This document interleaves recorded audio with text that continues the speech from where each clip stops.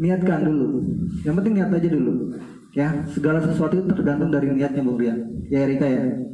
Gitu. Mantapkan dulu niatnya. Bismillahirrahmanirrahim. Saya niat buat ibadah ya Allah. Untuk memperbaiki diri saya, nggak perlu ibaratnya mendengarkan kata-kata orang lain yang mungkin membuat kita menjadi down. Oh, masa lalu kalian seperti ini, masa lalu kalian itu seperti itu, ya. Gitu. Jadi belum tentu masa lalu seseorang yang menganggap kita seperti itu, belum tentu dia masa lalunya lebih baik, dan belum tentu juga masa depan orang yang membuli kita itu belum tentu masa depannya lebih baik dari kita, ya. Jadi tetap semangat teman-teman. Siapa? Yang mana sih? Ya. Oke. Hello, introduce my name is Erika Purnianti, and I live in Jakarta and di dalam here, it is exactly in Cengkareng. So I want to learning how to make haircut and make the dreadlock hair and cornrow hair. So, Ya. Apa motivasi kamu untuk belajar barber dan seni rambut lainnya di barber rakyat? So, I wanna have a business. Aku mau punya usaha sendiri. Yeah, and I wanna be a big boss. Big boss, Yes. bos besar ya, pengusaha ya, entrepreneur ya, sangat luar biasa sekali. Ya, Bang Rian gimana nih Bang Rian sendiri? Bang Rian sendiri motivasinya apa ya? Menjadi seorang seniman rambut. Ya boleh bergabung nggak apa-apa Bang Rian, sambil kucek-kucek nggak apa-apa. Ayo silakan. Come here. Silakan. Dipakai seragamnya tuh. Ya, kamera di sini. Oke teman-teman, hari ini kita kedatangan dua peserta ya. Ini saya sangat bahagia sekali malam hari ini saya diberi kesempatan untuk memberi sedikit motivasi ya buat teman yang saat sedang terkena dampak COVID-19, yaitu mereka sedang dirumahkan atau sedang diliburkan sampai waktu yang tidak ditentukan. Jadi motivasi kedepannya adalah mereka akan kita bentuk menjadi seniman-seniman rambut yang bisa berkarya dan berdaya di negerinya sendiri, ya, bisa melakukan cukur online mungkin nanti gitu kan di sela-sela waktu untuk kedepannya seperti itu. Ya Bang Rian, silakan Bang Rian. Motivasinya untuk belajar barber dan seni rambut di barber rakyat itu apa? Oke, motivasinya adalah gue belajar di seni rambut barber untuk mencari sesuatu hal yang baru juga. Terus jujur seorang cook di restoran, cuma karena lagi seorang chef lah istilahnya. Cuma karena lagi pandemi ini, gue mencoba untuk sesuatu hal yang baru di barber rakyat. Karena skill itu mahal ya, menurut gue gitu ya. Skill itu adalah seni gitu ya kan, istilahnya ilmu buat kita juga gitu ke depannya. Itu saja ya Bang Rian ya, untuk sementara waktu ya. Oke, jadi seperti itu teman-teman ya. Dari Bang Rian ini adalah seorang cook ya di sebuah restoran terkenal di daerah Kuningan ya Bang Rian ya. Ya gitu. Dan Rani sendiri juga basicnya dia adalah seorang seniman juga, cuman seniman bulu mata ya. Ya, jadi eyelash ya. Eyelash itu artinya bulu mata kalau nggak salah ya. Yes, gitu. Jadi mengembangkan potensi yang ada di dalam dirinya untuk lebih berkembang lagi, gitu ya. Kedepannya owner barbershop ya nggak usah lagi memiliki yang namanya gerai-gerai atau gerai fisik gitu ya kan. Kita bisa memiliki yang namanya gerai digital, hanya menggunakan handphone di tangan ya kan, itu kita bisa memiliki yang namanya gerai digital ya gitu. Jadi kita bisa memiliki beberapa karyawan tanpa ada tempatnya, gitu. Jadi hanya virtualnya saja, gitu ya. Jadi sangat luar biasa sekali. Jadi dimulai dari sekarang, gitu ya kan, teman-teman belajar bagaimana menjadi seorang barber dan seni rambut, gitu ya. Jadi kita mulai dari diri kita sendiri, gitu ya. Di tengah masa pandemi ini kita dirumahkan, gitu. Ada juga yang di PHK, bahkan ada juga tempatnya yang ditutup, dan akhirnya kita tidak memiliki kegiatan. Kita bingung mau melakukan apa, gitu ya kan. Nah, syukur alhamdulillah saya masih diberi kesehatan, masih diberi kesempatan untuk meneteskan satu tetes ilmu di lautan, di samudera kehidupan ini, ya, buat teman-teman. Yang semoga ilmu ini dapat bermanfaat buat teman-teman. Teman-teman sebarkan lagi, gitu ya. Teman-teman sebarkan lagi. Dari Rian bisa apa nih misalnya, gitu ya kan, bisa sendiri rambut gimbal, ditularkan lagi ke teman-teman yang lain, ke tetangga-tetangganya yang lain, ke anak-anak muda yang lain, gitu. Jadi ada beberapa amal yang nggak pernah terputus di dalam kehidupan kita, yaitu amal jariah. Ya, salah satunya adalah ilmu yang bermanfaat, gitu. Ilmu yang bermanfaat yang kalau dia mengajarkan sesuatu pada orang itu dan orang itu melakukan, gitu ya kan, satu kebaikan, dan itu akan terus, gitu, menjadi menjadi amalan, menjadi amal jariah buat kita nanti di akhirat, gitu ya. Jadi tidak ada ruginya, ya. Belajar ilmu yang bermanfaat itu nggak ada ruginya, gitu. Juga buat Erika, gitu ya kan. Erika harus semangat, gitu.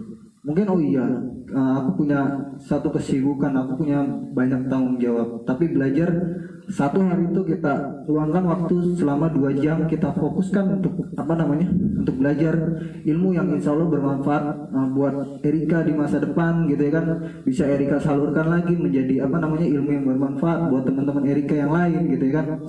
Ibaratnya Erika menarik lagi teman satu, gitu kan, sedikit demi sedikit. Dimulai dari Erika sendiri. Jadi mulailah kita niatkan dulu. Yang penting niat aja dulu. Ya, segala sesuatu itu tergantung dari niatnya, Bung Rian. Ya Erika ya. Gitu. Mantapkan dulu niatnya. Bismillahirrahmanirrahim. Saya niat buat ibadah ya Allah.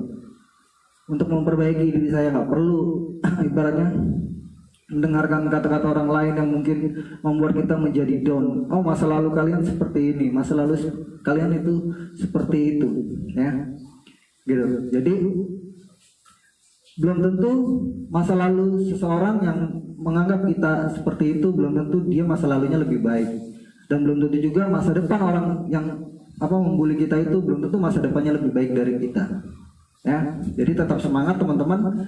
Ya, buat teman-teman, ya, seperti itu. Jadi barber itu, ya, atau bisa dibilang sekarang itu di Indonesia terkenal dengan panas rambut, ya. Tapi kata barber itu sebenarnya berasal dari kata barbar, ya, yang berarti janggut,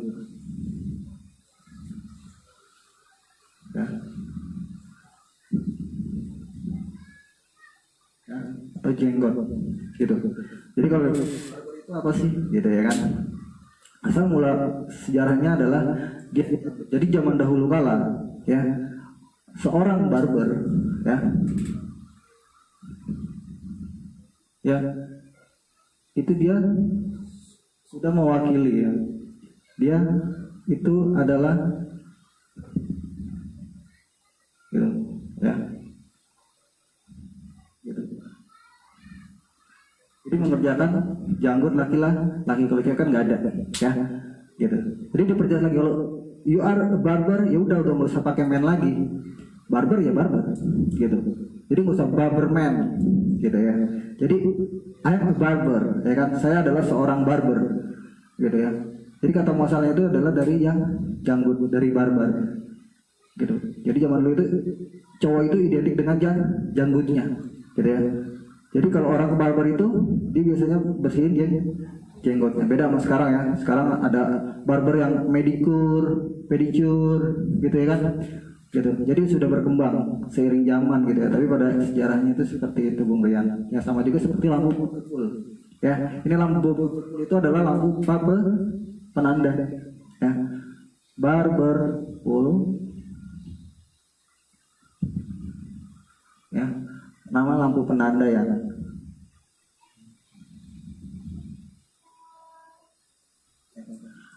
Menandakan bahwa di situ ada kegiatan barbar, gitu ya. Jadi Erika harus memahami itu, ya. Jadi oh identik nih dengan apa namanya barbershop, kok sekarang ada lampunya ya, kenapa gitu, ya? Kenapa dinamain barber, gitu. Misalnya Erika mau jadi lady barber gitu, diperjelas lagi ya kata depannya misalnya, gitu, ya. Seorang gadis, gitu ya. Seperti siapa? Temannya Tutu ya. Seperti Tutu ya, gitu ya kan. Tutu bisa dibilang lady barber gitu ya. Gitu kan, lady barber gitu. Nah, Erika nanti mungkin 2-3 tahun ke depan dia akan menjadi lady barber yang sangat luar biasa, kita nggak pernah tahu itu. Gitu. Ya, bisa jadi dia menjadi seorang yang sangat luar biasa, kita nggak tahu. Itu tergantung dari langkahnya dia, seberapa cepat dia mewujudkan impiannya. Jadi gitu. Jadi kita nggak bisa menjudge apa namanya Erika saat ini seperti ini dan dia nggak bisa jadi apa-apa, itu nggak bisa kita. Bisa jadi Erika nanti bisa lebih hebat lagi dari kita semua, gitu ya Erika ya. Jadi Erika harus semangat, gitu. Yang penting niatkan aja dulu. Bismillahirrahmanirrahim, saya niat buat beribadah untuk menuntut ilmu ya kan, dan 1 hari 2 jam, gitu ya kan, saya berangkat. Nanti setiap langkah yang kita langkahkan itu menjadi pahala buat kita. Kita dimulai dari sekarang, ya. Nah ini nanti kita apa namanya sejarah-sejarah ini kita bisa kupas, banyak sekali media-medianya, gitu ya. Jadi ini hanya sedikit benang merahnya saja. Jadi teman-teman nggak usah bingung, oh kok kenapa kok di barber kok ada lampunya, gitu ya kan. Barbershopnya itu apa tuh? Jadi kalau shop itu kan toko ya. Shop itu toko ya? Iya, Tempatnya. tempatnya seorang barber, gitu. Makanya di sini nggak bisa dibilang mungkin barbershop gitu ya kan. Jadi barber aja, gitu. Barbernya rakyat Indonesia. Jadi barber rakyat gitu ya kan. Misalnya kan bisa aja misalnya barbershop. Tapi kalau dibilang shop ini bukan shop, gitu ya kan. Ini workshop, gitu ya kan. Gitu ya. Jadi kalau barbershop itu biasanya dia identik dengan banyak menjual misalnya vitamin lah, pomade gitu ya kan. Jadi ada yang dijualnya juga. Tokonya seorang barber. Jadi seperti itu. Jadi misalnya mau menggunakan kata apa? Mau menggunakan pangkas rambut, oke, nggak jadi masalah. Gitu. Kita nggak usah terlalu fokus sama perbedaan, gitu ya kan. Tapi persamaannya yang kita cari, oh sama-sama kok, sama-sama mengerjakan ke kepala.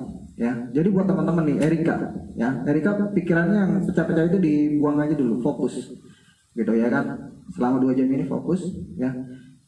Perlu ditanamkan dalam diri kita bahwa pekerjaan ini adalah pekerjaan yang sangat mulia. Kenapa Kak sangat mulia?